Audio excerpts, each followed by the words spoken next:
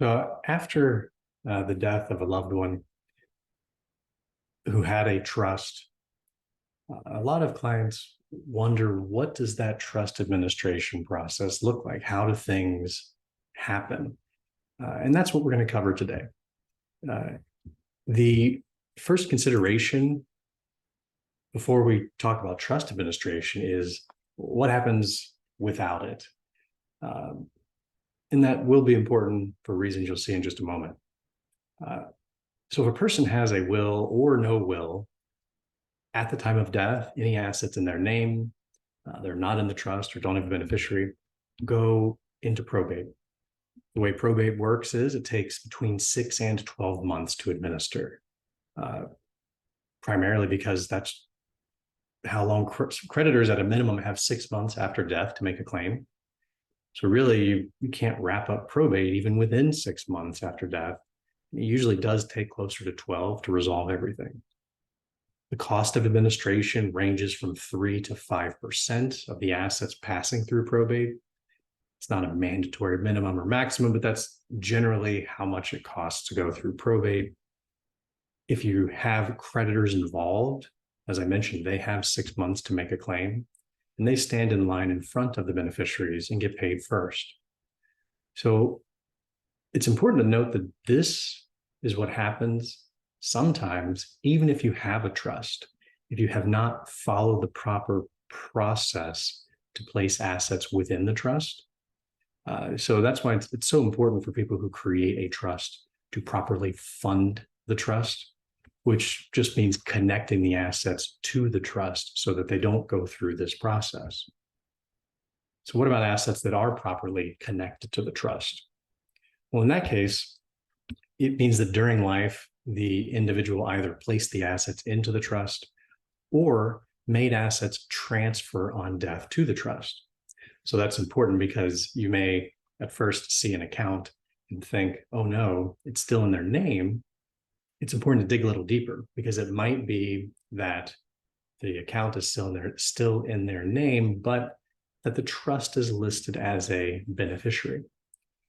So what happens is, at the time of death, all of those assets avoid the probate process entirely, and they follow the distribution standards in the trust, which means usually administration takes a matter of weeks instead of 6 to 12 months.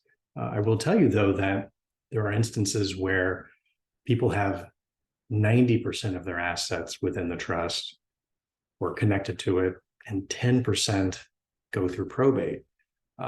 It could be they forgot to update the title to their vehicle. They had savings bonds that they stored in a desk drawer that they had long forgotten about, or they never went to their bank and updated their bank account. The trust administration timeline is, of course, extended significantly if we have to open probate in order to handle even those small number of assets. So again, to reinforce, that's why it's so important to get assets into the trust so that they avoid the probate process entirely. The cost of administration could be nothing for very simple trust administrations where really no administration is required. At most, maybe 1%, which of course is a lot less than going through probate. And then if there are creditors, those creditors are actually limited. So it's important because many times a person passes away, their family steps in, they start looking through things, they get bills in the mail, and they just reactively, want to be fiscally responsible. And I get that, and I admire people who do that, who want to pay the bills immediately. Problem is, though, that if they pay unsecured creditors, credit cards, medical debt, those types of things, they may not actually have to. Now, if there are expenses related to maintaining real estate, you certainly want to pay the mortgage, the insurance, the property taxes. If there's a car loan and the car has net value, you want to pay that so it doesn't get repossessed or the house doesn't become foreclosed. But these unsecured creditors, it's important not to just as a knee-jerk pay them immediately, because if they are unsecured and there are no assets going through probate, they actually don't have any recourse against the assets that are in the trust. So it's very important not to just immediately pay expenses that come in the mail. Further, it could be that the expenses may not be bona fide. I mean, they could just be someone sending a bill out in the hopes that the family would pay it. So there may also be assets that are not in the trust, but still avoid probate. These could be jointly owned assets, meaning they're in two people's names. So in many cases, people pass away and they have bank accounts that have a child on that account. That means the child just gets the asset. It could be that there is life insurance, there are retirement accounts, transfer on death assets. Those do avoid probate, and whatever beneficiary is named would receive it outright, individually. If the trust is named, the assets then flow into the trust and get distributed based on the terms of the trust. So you can see there are really three categories of assets. It could be assets that go through probate, which would mean there's no beneficiary, there's no joint owner, and it's not in the trust. Assets that avoid probate and are not in the trust, meaning there's a beneficiary designation or a co-owner. Or it could be the assets avoid probate because they're in the trust.